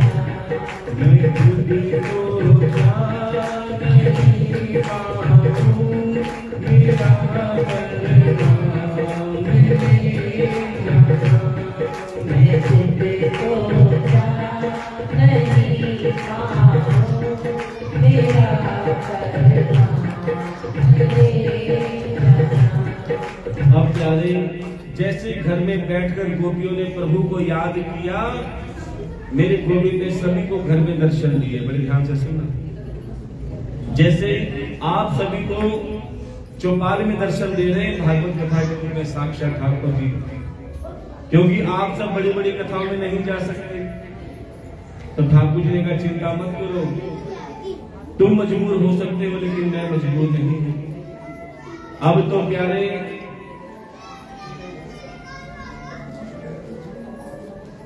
कन्हैया ने देखा कि सभी गोपियां लोक मर्यादा लाकर मेरे पास आ गई हैं, तो कन्हैया ने सभी गोपियों का स्वागत किया। स्वागतम वो महाभागो, कि गोपियों आपका स्वागत है। लेकिन ये बताओ इतनी रात को मेरे पास आने की क्या आवश्यकता पड़ गई। देखो कन्हैया सबकी परीक्षा लेते हैं, सबसे पहले स्वागत करते हैं। जब आप कथा में आते हो सबसे पहले क्या कहा जाता है, आप सभी भागवत प्रेमियों का व्यासपीठ और बांके बिहारी से हार्दिक स्वागत है, कहते हैं ना। क्योंकि ठाकुर जी सबका स्वागत करते हैं और फिर तुम्हारी परीक्षा भी लेते हैं। कथा में तो आ गए हो, लेकिन मन कहाँ है? कईयों का मन होता है, ओहो मैं आ तो गई, लेकिन अलमारी की चाबी तो वहीं छोड़ आई। कई बैठी तो यहाँ पर है, लेकिन मन क्या है? अरे अभी पर्ची वाली और जगह रह गई है, अभी 5-7 जने और रह गए, पर्ची काटनी है उनकी। जो भी किसी किसी के बस की है। बिल्कुल, एक बार जोरदार ताली में स्वागत करेंगे, क्योंकि जो प्रभु के लिए सेवा करते हैं समझो उसी का ही कार्य कर रहे हैं। कराता का सबके अलग जगह है। बिल्कुल बिल्कुल, है ना भाई? क्योंकि कई लोग यहाँ बैठकर भी नहीं बैठे और कई ठाकुर के लिए बाहर सेवा कर रहे हैं, तो समझ लेना वो ना रही जो आधी रात को तुम मेरे पास आ गए। क्या तुम्हें पता नहीं पतिव्रत धर्म क्या होता है? क्या तुम्हें बड़े बुजुर्गों ने बताया नहीं? दिन में आदमी घर में रहता अच्छा नहीं लगता और औरत रात को बाहर जाती अच्छी नहीं लगती। अब तो इतना सुनकर गोपियों को क्रोध आ गया, बोले अरे कन्हैया, हम अच्छा भला अपने घर की गृहस्थी संभाल रहे थे, सब कार्य कर रहे थे, लेकिन धोखे से बांसुरी बजाकर किसने बुलाया? तुम्ही तो बुलाया। हम तो अच्छा भला सब कार्य कर रहे थे, व्यस्त थे, मस्त थे, लेकिन धोखे से बांसुरी बजाकर तुमने बुलाया। अब जब हम सब कुछ छोड़कर तुम्हारे पास आ गए, तो तुम हमें जाने के लिए कह रहे हो। अब कन्हैया ने देखा कि गोपियां लोक मर्यादा लांघकर मेरे पास आई हैं, तो कन्हैया ने उन गोपियों के साथ में रास रचना आरंभ किया। हर गोपी के साथ कन्हैया नाच रहे थे, रास रचा रहे थे, लेकिन हर गोपी को लग रहा था कि कन्हैया केवल मेरे साथ नाच रहे हैं, मेरे साथ रास रचा रहे हैं। अब तो गोपियों में अभिमान आ गया। ध्यान देना, क्या अभिमान आया? क्या मैं इतनी सुंदर हूं? भगवान कहते हैं जिसके अंदर अभिमान आता है ना, फिर मैं उसके साथ नहीं रहता। अभिमान चाहे धन का हो, चाहे रूप का हो, चाहे पद का हो। जैसे कन्हैया गोपियों के साथ नाच रहे थे, और जब उन गोपियों में अभिमान आया, एक पल में कन्हैया सबको छोड़कर चले गए। क्यों बचाया था हमें से तृणावत से? क्यों बचाया था हमें संकट बंधन से, जब हमें ऐसे छोड़ के जाना था? कन्हैया, अब हम तुम्हारी यशोदा मैया से भी शिकायत नहीं करेंगे, जैसा तुम कहोगे वैसा करेंगे, लेकिन एक बार आ जाओ। और प्यारे सभी गोपियां जब कन्हैया को ढूंढ रही थी और कन्हैया नहीं मिले, तभी एक गोपी की नजर कन्हैया के पैरों के निशान की तरफ पड़ी।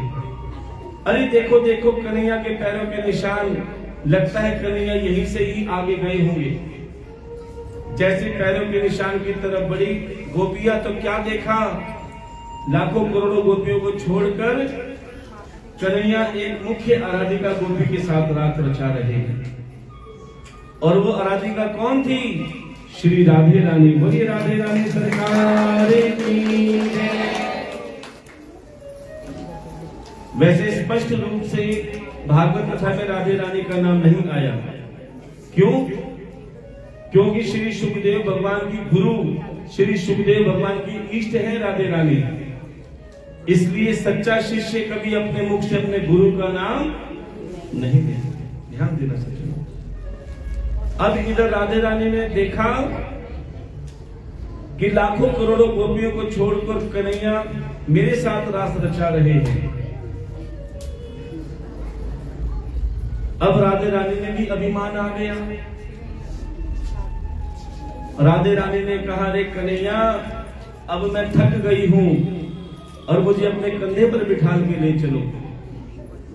कन्हैया ने सोचा, ओहो, जिस प्रेम के डोर में मैं बंध कर आया हूं, आज अभिमान के कारण फिर ये मुझे अपने से दूर करने वाली है। कन्हैया ने राधे रानी से क्या कहा, अरे राधे एक बात बताओ, तुम हमसे कितना प्रेम करती हो? राधे ने कहा, कन्हैया अपने से भी ज्यादा। तब कन्हैया कहने लगे कि जितना प्रेम करती हो ना, आज ही सपना समझ के भूल जाओ। इतना सुनते ही प्यारे राधे रानी जोर जोर से रोने लगी और रोते रोते अचानक हंसने लगी। तब कन्हैया कहते हैं, अरे राधे तेरा रोना तो समझ में आया, लेकिन तेरा हंसना नहीं आया। तब राधे ने कहा, कन्हैया मैं रो इसलिए रही हूं कि तू मेरे सच्चे प्रेम को सपना समझ के भूलने के लिए कह रहा है, और हंस इसलिए रही हूं कि संसार मुझे कहता था कि छलिया के चक्कर में मत आ जाइयो, लेकिन मैंने संसार की नहीं मानी। मैंने संसार की नहीं मानी और आज मैं कहीं की नहीं रही। अब प्यारे वो राधा रानी कहने लगी कन्हैया से, कन्हैया ठीक है, मैं तुम्हारे प्रेम को सपना समझ के भूल जाऊंगी, लेकिन तुम्हें एक वचन देना होगा। बोले क्या? बोले अगले जन्म में तुम मुझे कृष्ण बनाना और खुद राधा बनना। जब मैं तुम्हें मना करूंगी प्रेम के लिए, तब तुम्हारे दिल पर पता चलेगा क्या बीतता है। अब राधे रानी क्या कहती है कन्हैया से, एक बार तो राधा बन कर देखो मेरे सांवरिया, राधा रो रो कहे, राधा रो रो कहे। एक बार तो राधा बन कर देखो मेरे सांवरिया, राधा रो रो कहे, राधा रो रो कहे। और राधे रानी क्या कहने लगी कि कन्हैया तुम क्या जानो प्यार क्या होता है, तुम क्या जानो आंसुओं की कदर क्या होती है। अगर तुम प्रेम करते तो जानते। क्या कहने लगी राधे रानी, क्या होते हैं आंसू, क्या पीड़ा होती है, क्या होते हैं आंसू, क्या पीड़ा होती है। क्यों दर्द उठता है, क्यों आंखें रोती है, क्यों दर्द उठता है, क्यों आंखें रोती है। एक बार आंसू को बहा कर देखो सांवरिया, राधा रो रो कहे, राधा रो रो कहे। कन्हैया तुम क्या जानो प्रेम की भाषा क्या होती है, तुम प्रेम करते तो जानते। क्या कहते राधे रानी, क्या जानोगे मोहन तुम प्रेम की भाषा, क्या जानोगे मोहन तुम प्रेम की भाषा। क्या होती है आशा, क्या होती निराशा, क्या होती है आशा, क्या होती निराशा। एक बार ताने सुनकर देखो मेरे सांवरिया, राधा रो रो कहे, राधा रो रो कहे। कन्हैया जन्म जन्मांतर तक मैं तुम्हारा इंतजार करती रही, और जब तुम मिले तो मुझे छोड़ने के लिए कहने लगे। क्या कहने लगी राधे रानी, पनघट पे मधुबन में यूं इंतजार करना, पलक पे मधुबन पे यूं इंतजार करना। ए शाम तेरी खातिर यूं घुट घुट के मरना, ऐ शाम तेरी खातिर यूं घुट घुट के मरना। एक बार तो इंतजार कर देखो सांवरिया, राधा रो रो कहे, राधा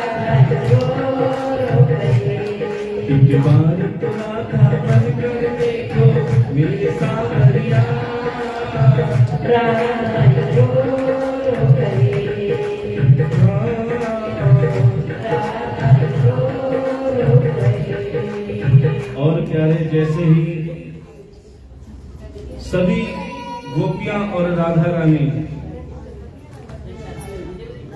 जब देखा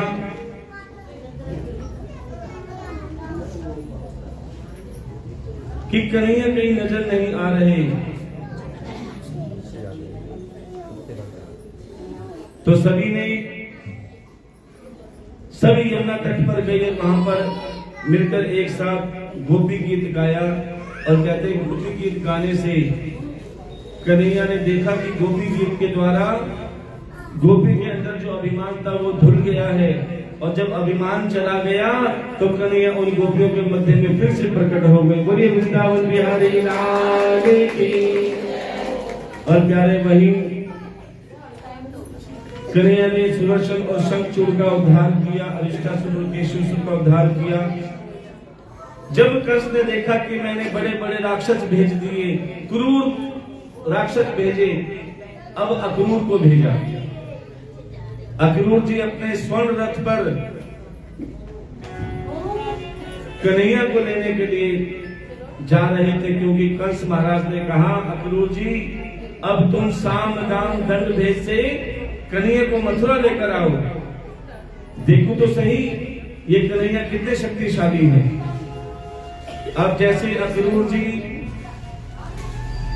नंद बाबा के यहाँ गए, नंद बाबा से कहा कि महाराज मैं मथुरा नगरी से आया हूं, मुझे महाराज कंस ने भेजा है। उन्होंने ऐसी प्रतियोगिता रखी है और उस प्रतियोगिता में बड़े बड़े राजा महाराजा को बुलाया।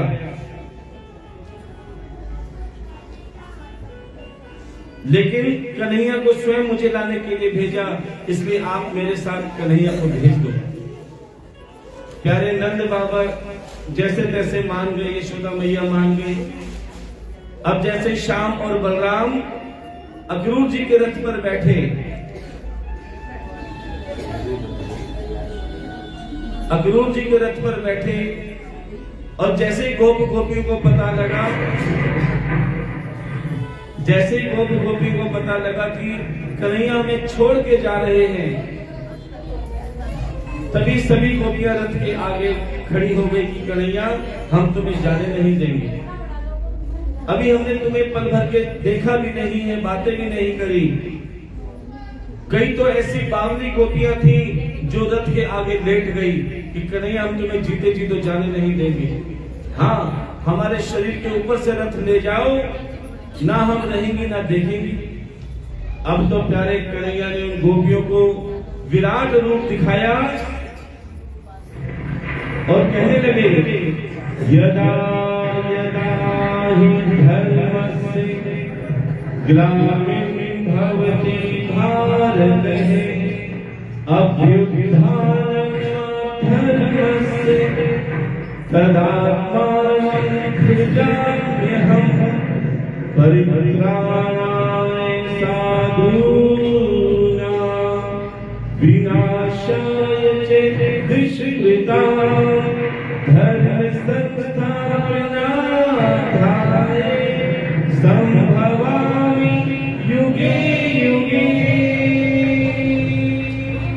और प्यारे जैसे अपना विराट रूप दिखाया, सभी गोपियों ने अपना रास्ता छोड़ दिया, क्योंकि कन्हैया जिस काम के लिए आपका प्रकट हुआ है प्यारे वो काम जरूरी है।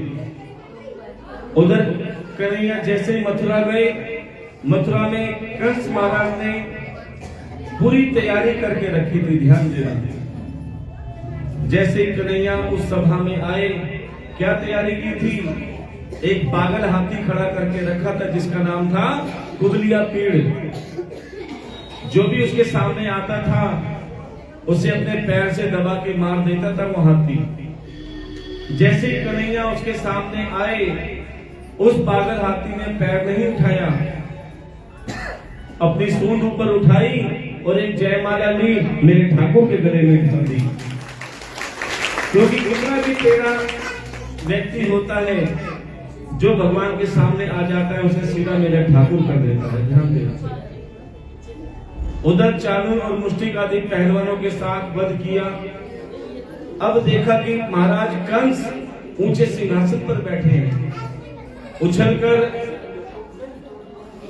सीधा महाराज कंस के सिंहासन पर कन्हैया गए